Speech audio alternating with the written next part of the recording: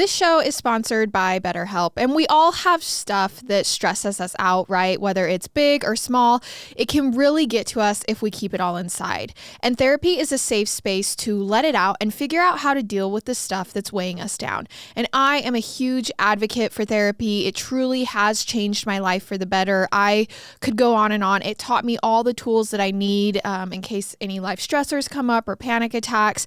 It's also just a safe place to vent to someone with an unbiased view on things. I love therapy. If you're thinking of starting therapy, give BetterHelp a try. It's entirely online, designed to be convenient, flexible, and suitable to your schedule. Just fill out a brief questionnaire to get matched with a licensed therapist and switch therapists at any time for no additional charge. Get it off your chest with BetterHelp. Visit betterhelp.com/husband today to get 10% off your first month. That's BetterHelp, HELP.com/husband. All right, well, we have something a little different in store for everybody today. Don't worry, we're doing an episode. Don't be clicking off that podcast or YouTube. Everyone relax. We still have an episode. But in all seriousness, Payton and I recorded an episode. Then we headed out to Arizona for our live shows. And while we were there, we realized the audio and video both got completely corrupted. There's nothing we could do to save it. We tried everything. And so what we are going to do is we are going to use a Patreon episode from 8 months ago or so. Yeah. 8 or 9 months ago. So only a few people have heard it. If you have heard it and you're a Patreon or Apple subscriber, I'm sorry, but I promise we will make it up to you. There will be a lot of extra content the next couple of months with our live shows. Majority of you haven't heard this, 99% of you or whatever. So here we go. We got a fresh new episode. Yeah, and if you like this episode, this is a good taste of what we do over on Apple subscriptions and Patreon. And then also, like Garrett said, all of our live shows are actually posted on Patreon and Apple subscriptions. So if you've been wanting to listen to those, you can also check that out here. But yeah, I'm so sorry. Next week we will come at you with the episode once we re-record it. But this is still a really good episode. It's one of our bonus episodes, so enjoy. We just wanted to give you a little explanation of what you're listening to. Again, sorry. We love you. And yeah, we're still getting an episode. And next week we'll be back with obviously a normal episode. All right, let's get into it. Hey everybody, welcome back to our podcast. This is Murder with My Husband. I'm Payton Moreland. And I'm Garrett Moreland. And he's the husband. And I'm the husband. We are doing something we've never done before. And no, this isn't some crazy announcement, but we're recording at night. Yeah. It's weird. It's almost 9 p.m. It feels a little creepy, actually. I'm not going to lie. I don't like it. We're just in this room. Yeah, I don't know. It's kind of weird. Anyways. It's feeling a little spooky. A little bit spooky. Okay, 10 seconds. I got some new wheels and tires on my car, so there's an update there. You know how people make the joke about how women or women's of the household have so many pillows on their bed? Uh-huh. Yep. That's how I feel about you and your wheels and tires. There's lots of wheels and lots of tires. It's just like, what? They look the same. Yeah, they're really cool. They look the exact same as the old ones. They look way cooler than the old ones. Peyton is just a tad jealous, but that is okay. I've been getting this itch to travel, and I don't know if it's because I want to or because I'm just getting FOMO, but I feel like we don't travel very often if it's not for work. We probably take a vacation together once a year, right? Yeah, I feel like that's kind of often. Yeah. We'll take a week vacation to like Mexico or something probably once a year, but I want to go to London. I want to go back to Spain. I've never taken you back to Spain. I don't know. I really want to travel. I'm getting the travel bug, but it's just, one, expensive, and two, it's fun, but it's also a lot of work. You know what I'm saying? Planning that is a lot of work. Even doing it, you're so tired. Yes. It's not like you and I just going to Cancun for 4 days, relaxing, trying to disconnect and taking like our yearly vacation. Like, I think I'm maxed out right now to the point where if you woke me up tomorrow and were like, surprise, we're going to Spain, I'd be like, you'd be like, no. Fun. An avocado. You'd be like, I'm so ungrateful. Just kidding. But no, I know what you're saying. Avocado. Thanks. Yeah, I know what you're saying. So that's what we got on the list. New tires, new wheels. I want to travel. I want to go to London. Maybe I just need to move to London. Need to move over there, hang out for 6 months to a year, build a studio there, and then come back. What do they say in London? Cheers. Cheers. Cheerio. Cheerio. Anyone that listens to our podcast and is from there, I always wonder how we sound to people that aren't American, you know? Mm-hmm. Like our accents. Like, do we sound like just stupid Americans?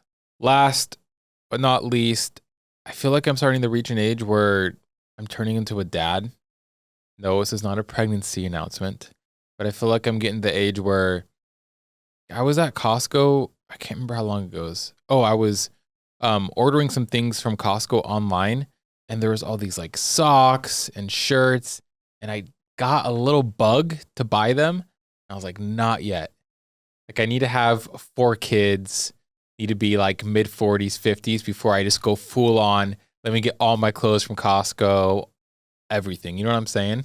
I was like, oh, not yet, Garrett, not yet. Hold out. You know what I'm saying? It's just like, whoop. It just swooped in there and was like, oh, buy that, Garrett. Better hold back. You know what I'm saying? Mm-hmm. What do you think about that? Okay. Like, do you... Hey, Dad, you are crazy. Oh, wow, you're barking? Are you fine if should I go all in Costco? You do what you want to do. Because I'm currently wearing some socks from Costco. Man. Are they comfy? They're comfy and they're cheap. But I'm going to hold out. I'm going to wait. I'm going to try to wait. I'll try to wait 12 more years. I'll keep everyone updated. 12? Yeah. That's quite a bit. I'm 29 now. Ew. I know. Ew, David. I don't know what happened. I'm old. I'm 30 years old. So I'm going to try to hold out for a little bit, and then I'll start going all in Costco. But for everyone else that's gone all in on Costco or Sam's Club, good for you. I support you. All right. Our case sources this week are Stolen in the Night, People Magazine Investigates, Alt.Truecrime. All right. I'm just going to start off by saying that today's story is a really rough, really tragic one. And there are children involved, so I just want to give that trigger warning. But this one is from my home state of Idaho, and it was probably the biggest story in the state back when it happened. So that is my preface before we get into it. So I probably know it. No. Okay. The city of Coeur d'Alene is located just 15 miles from the Idaho-Washington border. It's known for the beautiful vistas around Lake Coeur d'Alene, bringing together forest, water, and mountains in what you might call a landscape painter's dream, or a golfer's dream.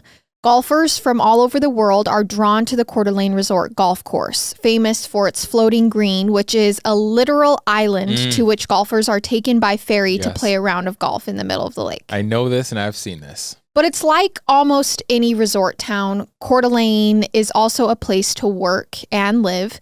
In the year 2005, about 40,000 people called Coeur d'Alene their home. And among those 40,000 residents were the Groene family. 40-year-old Brenda Groene was a divorced mother of 5 children.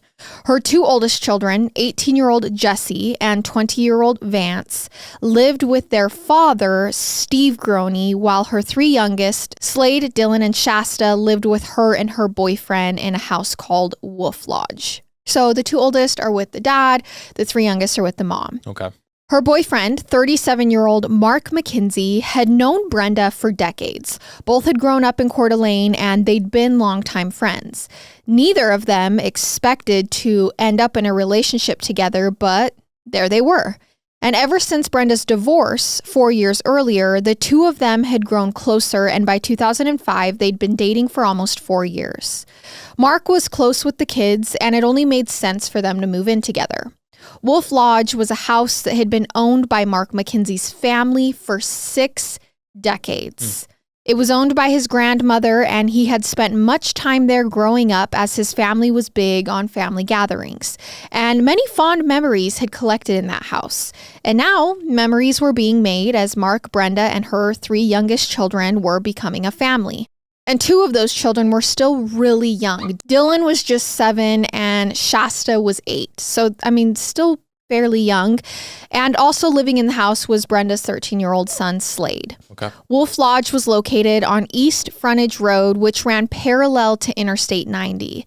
It was an old house without such modern amenities as a dishwasher, a washer and dryer, or an electric stove. But that was kind of part of its charm. Yeah. Brenda felt secure there, and she and the kids loved their neighbors. Neighbors like Bob Hollingsworth, who had become close friends with Brenda and Mark and even the kids. Good old Bob, man. 13-year-old Slade was close enough with Bob to call him one afternoon. It was the afternoon of May 15th, 2005, and to ask Bob if he could borrow a little spending money. But Bob had a better idea. Slade could come over and mow his grass and earn a little bit of spending money. How about $10, Bob asked. And this sounded good to the teenager, and he mowed the strip of grass near his driveway, and Bob was pretty satisfied with the job. But when he went to his wallet, he discovered he had only large bills. So he promised Slade that he would drop by the house tomorrow and pay him then, which honestly, okay, that kind of shady. Like, 13-year-old kid comes and mows, and you're like, I owe ya. Bye. Know, especially that young of age, right? Yeah. Weird. So Slade Groene was cool with this, and he returned to his house. And then the following evening, Bob Hollingsworth pulled into the Groene driveway and waited for someone to come outside. This was a neighborhood with a lot of acreage between the houses. So normally someone from the Groene household would pop outside if they saw headlights in their driveway. Got it. But on this night, it was different. The house was dark, there were no lights on inside, and it was eerily quiet, save for the sound of their barking dog. Speaking of barking dogs, Miss Daisy. Yeah. So Brenda and Mark's cars, though, were parked in their usual places, but with the car doors wide open. Bob turned his car off and walked up to the Groene's porch and noticed the door ajar with only a pool of blackness visible through the crack. Uh-oh. And as he began to walk up the porch steps, Bob stopped when he noticed blood stains on the steps and in the doorway of the house. In fact, there was a lot of blood. He called out for Brenda and Mark, but the only reply he got was from the dog inside, which just continued to bark. Bob suddenly got really freaked out. He raced back to his car, drove home, and dialed 911. He was connected to police dispatch and told that a deputy would drop by the Groene residence to perform a welfare check. Well, that seems weird, right? Considering all the information he knows? Well, all he's saying is, I dropped by, like, the car doors are open, I saw some blood, I didn't go inside, and the police are like, okay, well, we'll perform a welfare check on the family. I feel like nowadays, I'm curious. Like, I think how it would much depend on where. Okay, where you're at. Yeah. Because, man, like, if I saw some blood somewhere, dude, you better be sending, like, a whole freaking patrol. Well, Bob kind of replied the same. He was like, I think you'd better send more than one deputy. Okay. A short time later, a team of deputies arrived at the Groene house and knocked on the front door, but no one responded. They yelled out to announce their presence, but again, nothing, only the barking dog. They walked around the perimeter of the house and looked through the windows, but it was dark and they couldn't see anything. Because of the circumstances and the amount of blood they had observed near the porch door, they decided to enter the house, and they found an unlocked door on the property's east side so they didn't have to break in. They also didn't want to disturb the blood up front, and once they entered and turned on the lights, they immediately saw that the blood wasn't just up front. There was blood all over the house. I mean, on the walls, on the floors, in abundance, like something really, really violent had taken place in this home, and it was noticeable off the bat. Okay. And then they looked down and they saw two people, almost certainly dead, lying on the floor, surrounded by a puddle of blood. Both people had been bound with duct tape and zip ties with massive injuries to their heads. Oh my gosh. One of the victims, a preteen boy, had duct tape wrapped all around his head like a mummy, with his hands also wrapped with duct tape bound behind his back. And they were dead? Yes. Okay. Lying beside him was an adult woman with severe head injuries, hands bound behind her back with duct tape, and plastic zip ties around her ankles. Oh, how can you do this to, one, obviously any human being, but to, like, children, kids? Right. In the next room, which was the living room, they found a third victim, an adult male who also had fatal head injuries and his hands and feet bound with duct tape and zip ties. There was blood splatter everywhere. This had been a brutal, merciless attack. It's insane. They weren't sure if the victims had been shot in the head or bludgeoned, but from the looks of the scene, it looked like it had been bludgeoned. From what they were told by Bob Hollingsworth and from what they were able to glean from looking around the house at mail and other stuff, the 3 dead people were Brenda Groene, her son Slade, so the 13-year-old, and Mark McKenzie, her boyfriend. Yeah. But, as the neighborhood had indicated, there were 5 people who lived in this house, the 7 and 8-year-old Dylan and Shasta. Where were they? Deputies did a sweep of the house looking for any additional victims, but the results were negative. There were bloody footprints, handprints, blood smears, blood splatter, virtually everywhere they looked. Potentially a wealth of evidence. But that would be for detectives and forensics to deal with. Detective Sergeant Brad Maskell of the Kootenai County Sheriff's Department got the call about an hour after deputies first arrived. When he got to the scene, Maskell could tell from the looks on the deputies' faces that something horrible awaited him just beyond the threshold. Maskell took notes and then had deputies seal off the house and the block with additional deputies stationed to stand guard around the night. So they're doing what they can to preserve the crime scene. In the morning, more detectives showed up along with CSI technicians and a trickle of reporters as word began to get out. But for the time being, investigators kept the reporters in the dark about what was inside. It was clear to the local news journalists, however, that a murder had taken place. And when the headline and a shot of Wolf Lodge splashed across the news, the mothers of Brenda Groene and Mark McKenzie were among the viewers, so they didn't reach out to the family. Lee McKenzie immediately got into her car and drove to the family home. Is that weird? A little. There are 5 people inside of there, she said tearfully to one of the deputies, and he corrected her. No, there are only 3. But she insists, no. There's 5 who live here, 2 adults and 3 children. Wouldn't the police know this, though? Like, wouldn't they know knew the this. family? Okay.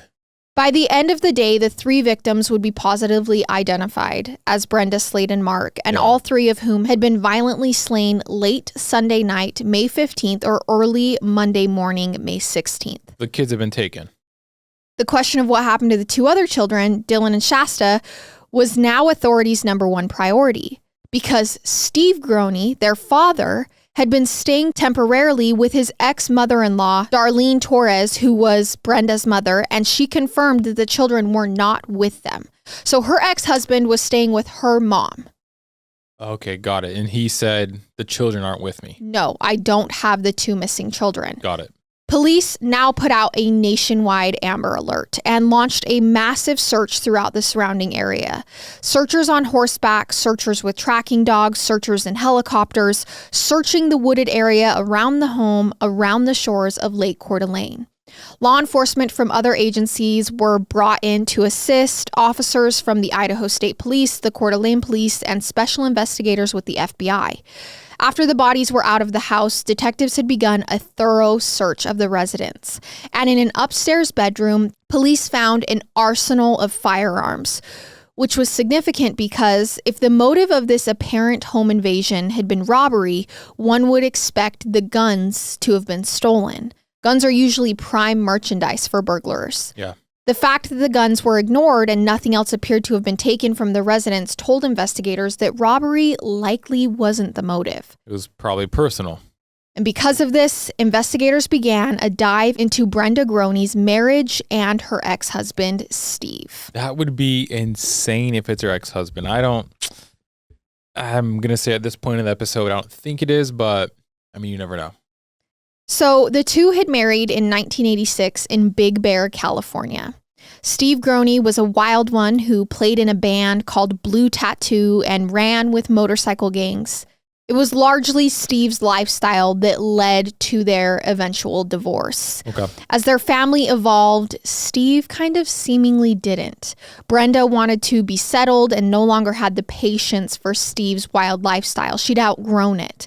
And their divorce wasn't the tidiest of separations either.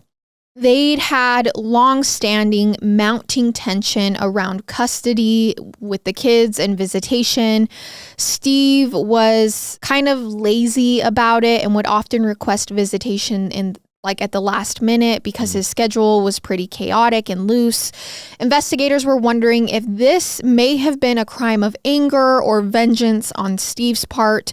But Brenda's mother, Darlene, whom he was staying with, confirmed to police that he had been home all night on the night of May 15th and in the early morning hours of May 16th. And she was the victim's mother, so she especially had no reason to lie.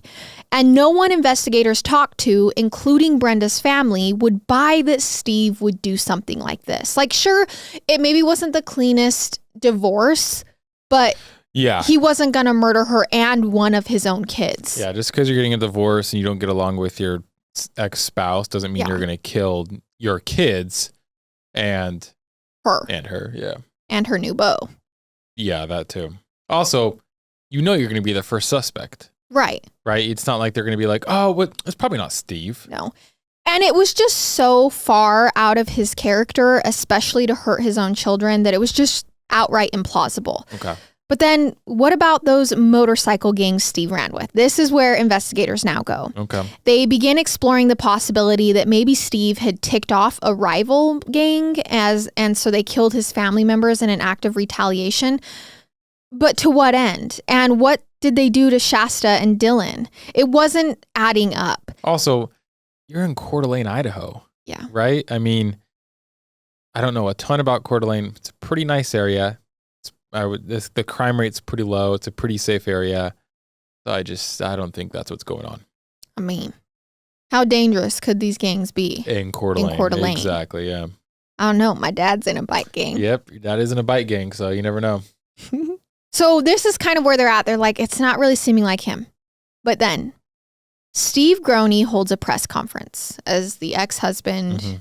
His kids are now missing. A press conference to plead with the abductor or abductors, plural. And it only raised new questions that investigators were eager to obtain answers to. Please release my children safely, he had said with the news cameras rolling.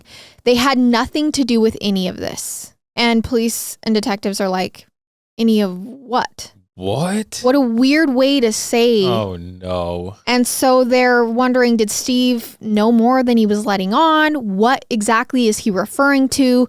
The detectives felt it was time to bring Steve in for a polygraph test. And I don't need to remind you how we feel about polygraph tests. Steve Groene took the polygraph test and failed. Of course. So detectives weren't satisfied that he was in the clear. Even when Brenda's family and everyone else close to them continued to insist he wouldn't have done this. They, of course, knew Steve, and these investigators didn't, nor did the members of the public who were also growing suspicious of Steve and his possible involvement. What was he hiding? And still, where was Dylan and Shasta? If they were dead and dumped somewhere, or worse, buried, finding them would be like finding a needle in the haystack in the rugged mountain terrain around Coeur d'Alene. And if Steve knew something, then maybe the answers could be found on his hard drives. So police confiscated a computer from his residence and began searching through it for clues. But they found none. Nothing at all. And Steve was bending over backwards to cooperate, which sometimes police see as a red flag, as indicators of guilt, but in Steve's case, it didn't really ring that way. He voluntarily took polygraph after polygraph until finally investigators were reasonably convinced he had nothing to do with the crime. And although the level of violence revealed an explosive amount of anger, it seemed really personal. Yeah. The way the victims were bound with heavy-duty zip ties and duct tape contradicted this because it suggested a methodical element more often seen with sex offenders and serial killers. So investigators were really torn on whether this was a stranger crime or a crime committed by someone the victims knew. All the while, tips poured in from members of the public who claimed they had seen Shasta and Dylan, whose pictures by this point were plastered all over the news.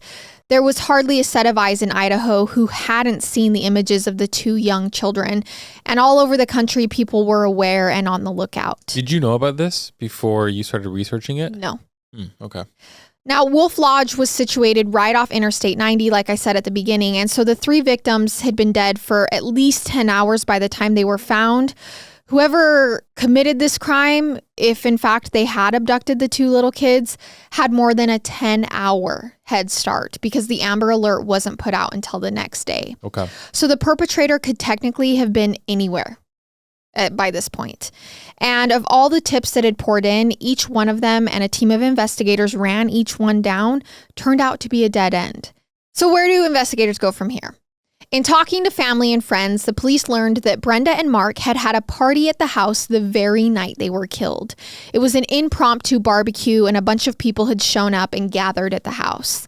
This was a substantial piece of information because now police had a whole new pool of witnesses and potential suspects to sort through. It seems like it took a while for them to know that. I think it's only been like a day or 2. I'm just hitting every piece of the investigation so far. Okay, got it. Makes sense.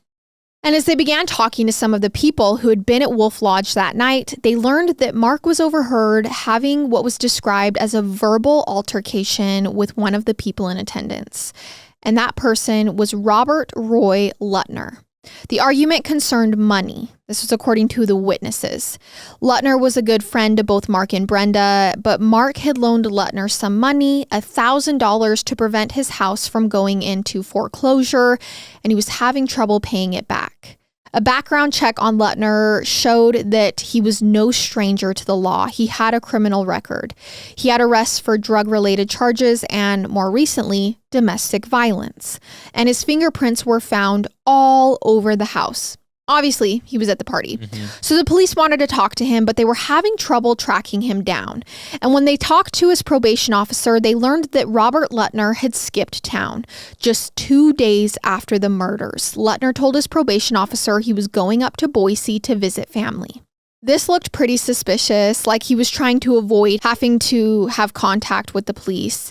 After trying and failing to reach out to Lutner, investigators decided to publicly name Lutner as a person of interest. Ooh. And that got his attention. As soon as Robert Lutner learned he was being sought by police, he returned to Coeur d'Alene and turned himself into the sheriff's deputies. They spent the next several hours interviewing him, and by the end of their interaction with Robert Lutner, they were able to rule him out as a suspect, which left them back at square one with absolutely nothing to go on. Gosh, I have no idea. I'm confused because if it's not Steve, I'm still not actually 100% sure he wasn't involved. So, but if you were to roll out Steve, you were to roll out the people at the party, who are you left with? Because it seems so personal, right? It doesn't seem like it was just this, oh, let me come steal some things. No, it was something very personal. Unless you have a scary serial killer. Correct. Unless you have a complete insane person out there. Over 400 acres of land had been searched at this point. It turned up nothing. An even larger number of tips had rolled in, also leading to nothing. Eventually, the coroner released his final report on the causes of deaths of the 3 victims who were killed at Wolf Lodge. All 3 had died of blunt force trauma, beaten to death with an instrument not inconsistent with a claw hammer. So they think it's a claw hammer. Jeez. It was still unclear how many perpetrators may have been involved. Some investigators were theorizing that there must have been multiple perpetrators, giving the challenge of gaining control of and binding 3 people all at once. Investigators had set up a temporary command post in a trailer near Wolf Lodge. That's how massive and urgent this investigation was. Wow. It was the largest investigation the county of Kootenai, Idaho had ever seen. The FBI posted a $100,000 reward for any information leading to Dylan and Shasta's safe return. America's Most Wanted ran a segment on the case, and about 20 tips were called in after the America's Most Wanted broadcast. But like all of the others, they all ended up being a dead end. And then, about a week after the murders, the owner of a sporting goods store in Bonners Ferry, Idaho, about 70 miles to the north, called in a tip about 2 children he'd seen in his store, a young girl and a young boy resembling Shasta and Dylan Groene.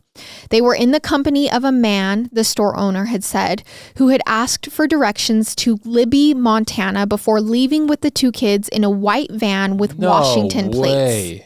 Authorities searched all routes of travel between Bonners Ferry and Libby, Montana, but they cited no van resembling the description the sporting goods store owner had given.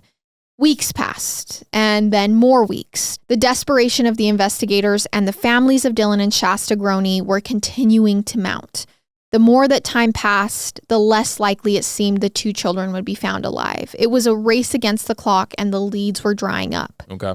And then around 1:30 in the morning on July 2nd, a month and a half after the triple murder and abduction, a red Jeep Cherokee with Missouri plates pulled into the parking lot of the Denny's restaurant north of Interstate 90 in Coeur d'Alene. The Jeep rolled into a parking space and parked. Out stepped a man around 40 years old, and with him, a little girl around 7 or 8. Oh my gosh. Dude. Right outside the entrance stood two young men whom we'll call Phil and Luther. Luther watched as the man and little girl strode past them and entered the restaurant, and instantly they recognized the little girl as Shasta Groene. That's insane. The man, Luther, was sure of it. He'd just driven by a billboard with her and Dylan's face on them only hours earlier. I can't believe that there's billboards up and this guy is going in the public with them. To Denny's to get some pancakes. That's crazy. So Luther sends a text message to his girlfriend who was dining inside the restaurant. Meanwhile, waitress Amber Dean had just returned from her break and noticed the man and the little girl sitting in her section. As she approached them, she immediately recognized something was off. The little girl appeared dirty, her clothes were filthy, her hair was unwashed.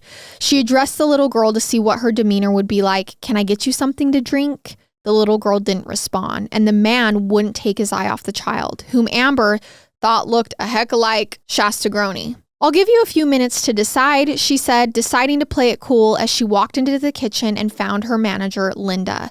She told Linda they needed to keep a close eye on the child at the table. She felt it may be the missing little girl. I really hope someone called 911. Linda casually looked at the man and the little girl and agreed, and they felt like they needed to call the police just to check and see.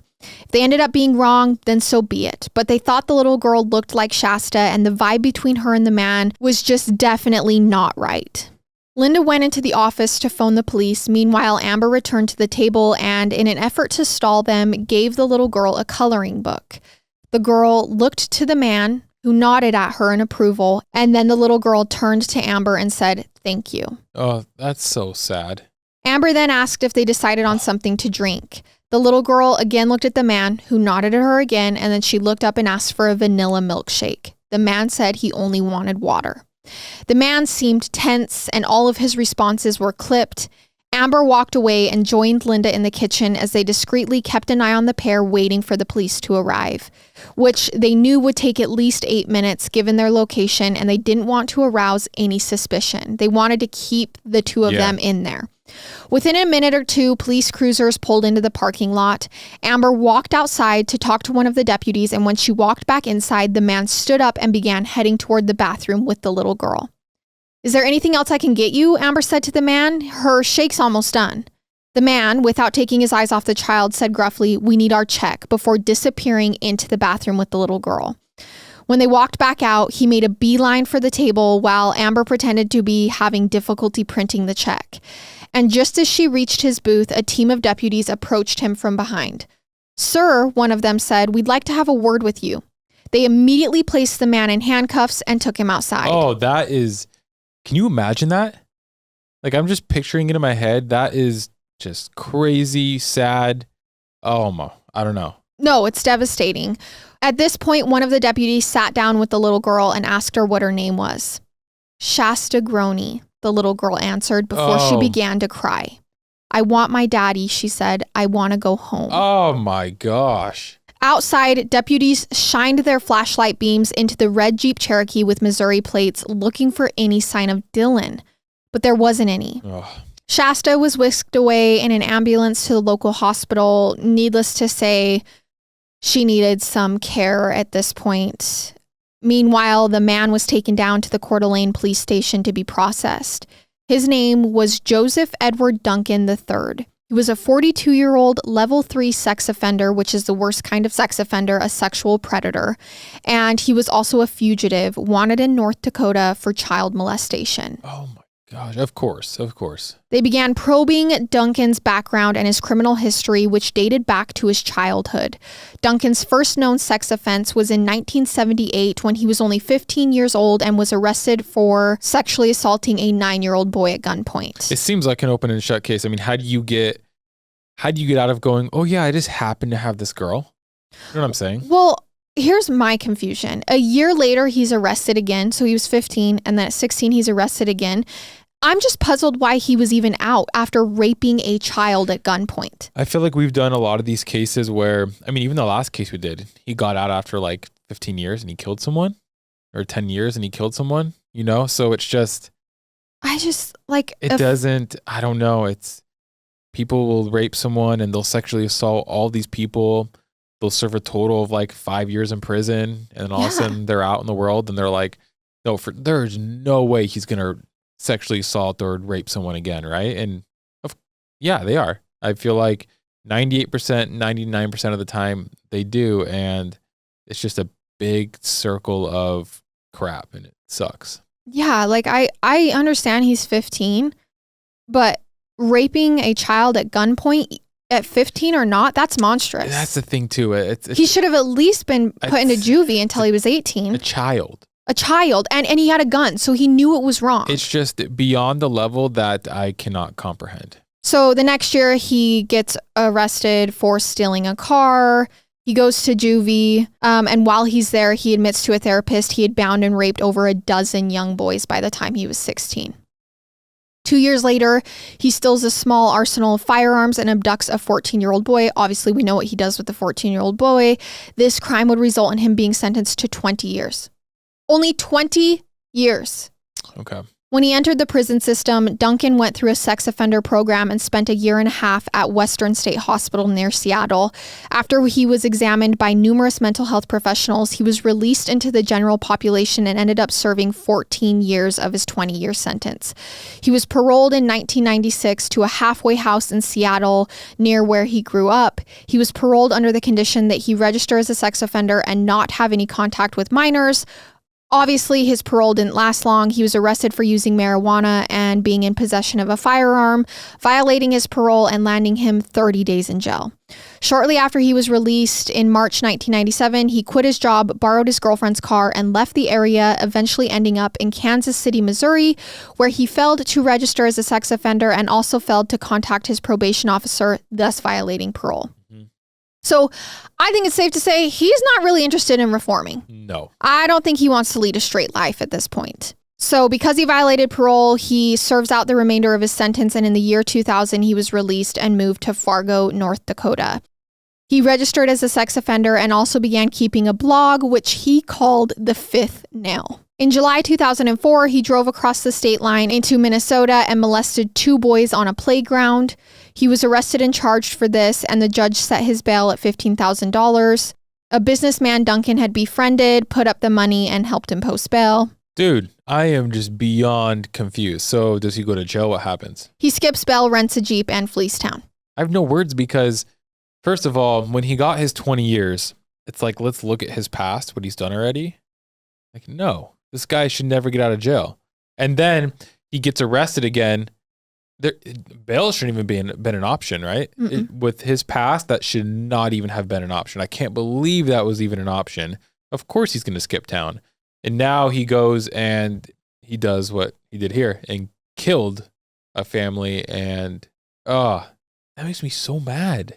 Well, he also obviously wasn't seen or heard from until he's arrested. Correct. With Shasta Groene in his presence. So at this point, there's a lot of unanswered questions, and chief among them was, where is Dylan Groene? Duncan immediately invoked his rights and refused to talk, of course. After her treatment at the hospital, Shasta was reunited with her dad, both of whom cried and cried and cried. And then when she was ready, investigators sat down with Shasta, hoping to gain some insight into where Dylan was and kind of what happened, which is so devastating that now they have to go to the victim to figure it out. A little girl. They had her, who's been through awful. Yeah, hell. They had her walk them through the whole ordeal, starting with the night of May 15th. Shasta remembers being asleep in her bed when suddenly her mom, Brenda, entered the room crying. Is it time to go to school? Shasta had asked her mom, Brenda told the little girl that someone was in the house and they don't want us to be here. She led her daughter into the living room where she saw a man, Joseph Duncan, wearing black gloves and brandishing a gun. Duncan then bound Brenda's hands behind her back with the zip ties, then Mark McKenzie's hands, then Slade's. He then led Dylan and Shasta from inside the house to the front lawn. Oh, I can't. I don't know if I can do this. Do you want me to skip ahead? You can keep going. It's just that it like infuriates me because, I mean, a lot of the people listening, I'm sure, have families, have kids, and that's just one of the worst things that I feel like anyone can ever go through.